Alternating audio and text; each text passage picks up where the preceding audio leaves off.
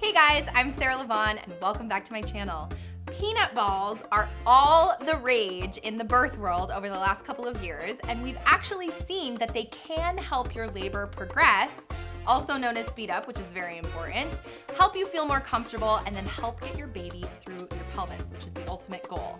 So I am back to talk all about peanut balls, why they can help, how to use them, when it's appropriate, and then I'm gonna come back in part 2 where I'm gonna show you my 3, maybe more, most favorite positions to use with the peanut ball. Make sure you subscribe so you don't miss that video, hit that notification bell, and then let's get started.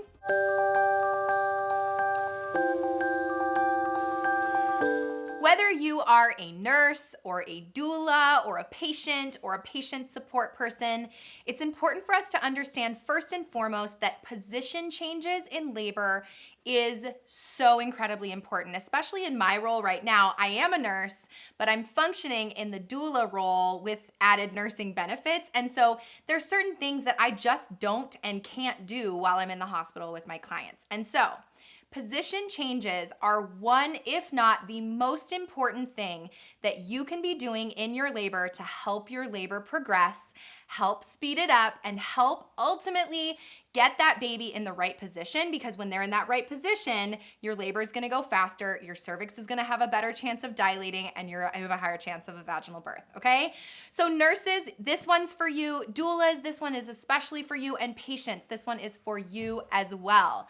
Let's first and foremost talk about peanut balls. So I have 3 different peanut balls here. These 2 are from Premier Birth Tools, which Premier Birth Tools, I will link them down below. They produce hospital grade peanut balls. So if you work in a hospital and you are looking to bring peanut balls to your hospital, this style, this quality of peanut ball are the types that you're gonna want, because they're not gonna break down with the number of times that you're gonna have to clean them with cleaning solution to be used between patients. Now, something like this, I literally got on Amazon.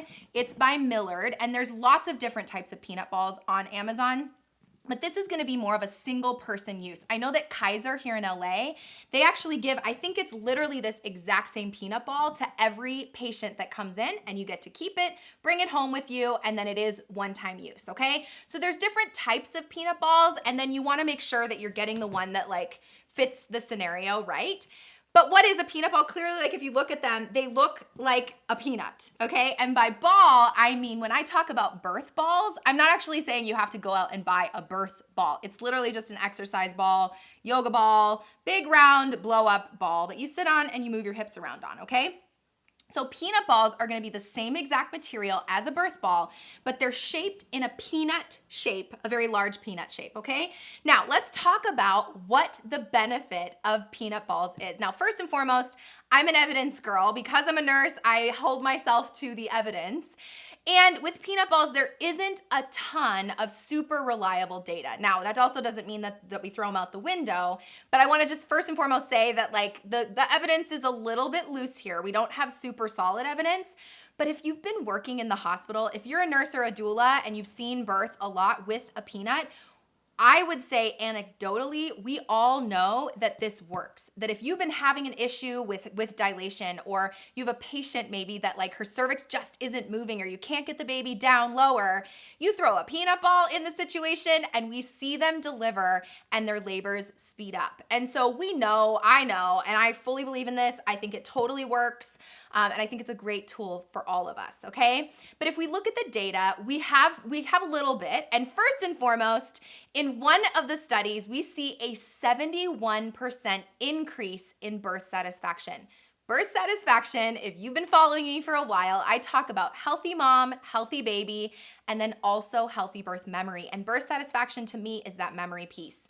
There is nothing worth your mental health, and we want you to walk away having the best birth of your life, not one where you're like, oh my God, that was the worst day of my life, I'll never do it again, blah, blah, blah, it was horrible. We don't want you to use those words. And so we want you to have higher birth satisfaction. If this is gonna help, this is a tool to help you have a better birth, okay? The other one that everybody loves is a shorter labor and a shorter first stage. And by first stage, it's that time frame from 0 to 6 centimeters where things really kind of take a really long time. We don't really care how long it takes, but no one wants to be in labor for 2 days, okay? If we can speed it up, That is the goal. And with peanut balls, there has been some evidence that shows that it does speed up labor. We love that. There's also been small evidence that it may decrease your chance of a C-section. Also what we want, right? And then I have to think about you nurses out there that it also gives your nurse, gives your doula, gives you a tangible tool when you're feeling stuck and you're like normally just trusting in the labor process and saying, yes, let's trust your instincts and let's try this and that.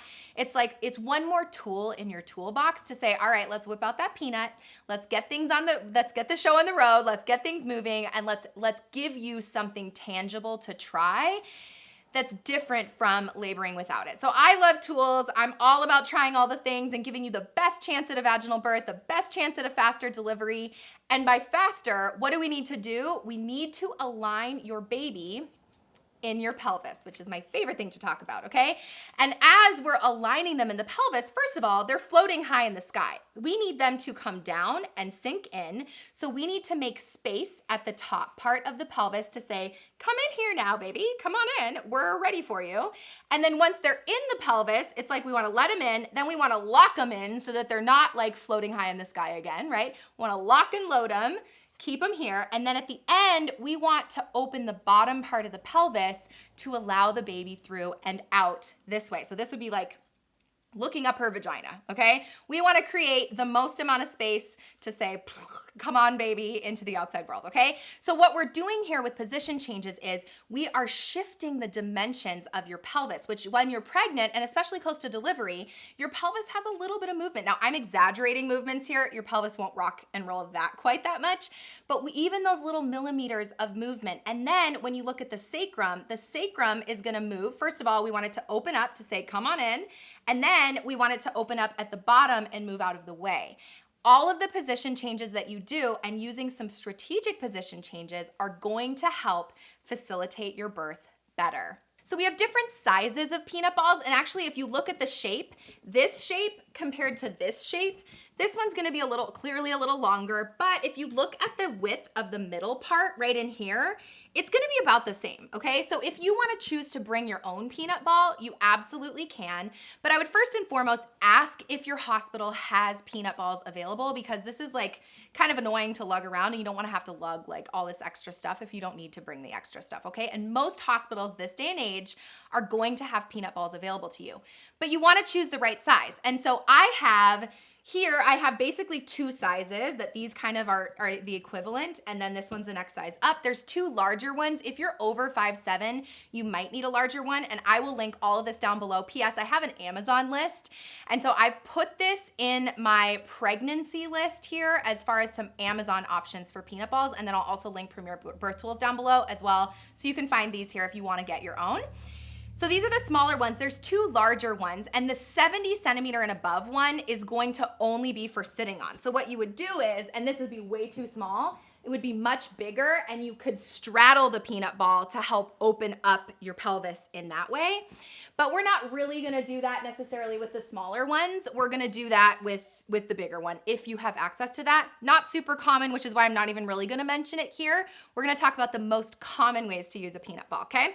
So by choosing the right size, you're gonna go with the smaller one if you're around 5'3" and below. If you're between 5'3" and 5'7", which is pretty common for most people, you're gonna go with the standard size peanut ball, okay? Which is gonna be this guy. Again, I will link these down below. Now, you may also use different size peanuts for different positions, because the goal would be we want to open up your pelvis. And so the perfect part about a peanut ball is what you're going to do is put it between your legs. So when you're in bed, a peanut ball is going to be extra helpful when you have an epidural. You can also use it when you don't have an epidural. Typically what I recommend for using the peanut ball is mostly for when you get your epidural. If you don't have an epidural, you're gonna be listening to your instinct. You're gonna be saying, this feels right. I'm gonna wanna move. I'm gonna wanna change those positions. You might find a peanut ball to be really comfortable, or you might not. And so I would say without an epidural, a peanut ball is still a great tool. You can totally use it, but mostly this is gonna be extra beneficial when you're stuck in bed with your epidural. And then if you don't have an epidural, just listen to your instinct. If it feels good, do it. If it doesn't, then don't do it, okay? But let's talk to you mamas, especially, let's just pretend that you're getting an epidural. You get it, you labored at home, you came in at the right time, you got your epidural, now you're comfortable. The goal would be position changes. And actually that's what they found with the research. It was like hard to tell whether the research was like, yes, it's the peanut ball that helps you progress, or if it's just the position changes themselves. But honestly, when you have a peanut ball, it's like it forces you to be thinking more about position changes. So the goal, even if you don't have access to a peanut ball, change positions every 30 to 45 minutes is my recommendation, ideally 30 if you can. But what you would do with a peanut ball is, clearly, you would put it between your legs, and what it's gonna do is it's gonna open up the pelvis, all right? And so what happens, instead of me laying on my side and my legs being closed, I'm gonna open them up. You can put pillows here, but there's something about the peanut ball. It's smushy, it's comfortable, it's sticky, and it's like the perfect size for opening your pelvis in a way that helps facilitate the baby down and out.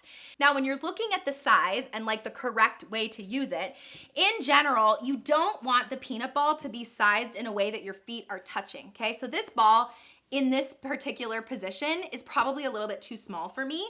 I would need one that would keep my legs a little bit more open, okay? But if I'm on my side and my leg is up like this, my hips feel really great, especially because I'm gonna be with a pillow down here. And actually, this is super duper comfortable for me, and it's keeping the dimensions of my hips open. So as simple as it is, literally just throwing this thing between your legs in a way that feels comfortable. And even with an epidural, you would have some like sensation of like, ooh, that doesn't feel good, or ooh, yeah, that feels great. As far as comfort goes, put it between your legs. It's gonna open up your pelvis a good amount. And then when you flip flop, I would go to the other side, and that's a great start. If you don't know what to do with it, throw it between your legs. It's gonna help open your pelvis. And then as labor progresses, you may change positions, you may switch it up, which I'm gonna show you in part 2 as far as like how to actually position with it.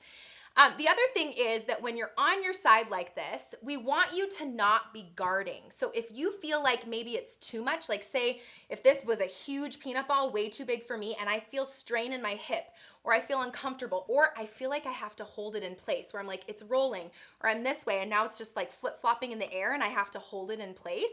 That's not what we want either. We want you to be able to just relax and let go. And if I let myself flop, I clearly like am not very supported. So partners, doulas, nurses, you want to prop her up with some pillows behind me so that I can't roll backwards, right? You might throw a pillow in the front so I have something to hug that holds me up so I'm not just like a floppy mess.